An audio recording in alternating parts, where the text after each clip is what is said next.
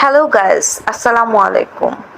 আজকে আমি যে কেসটা বর্ণনা করব, এই কেসের মধ্যে যে ভিকটিম থাকে অ্যাবি জয়, এই মেয়েটাকে মেরে হত্যা করেছে। হত্যা করে এই মেয়ের লাশ কোথায় পাওয়া গেছে আপনারা জানেন? স্যুপের ভিতরে। স্যুপের ভিতরে মেয়ের দেহাবশেষ পাওয়া গেছে এবং কিছু দেহাবশেষ কই পাওয়া গেছে? মেয়েটা ফ্রিজে তার হাত এবং পায়ের অংশটা পাওয়া গেছে।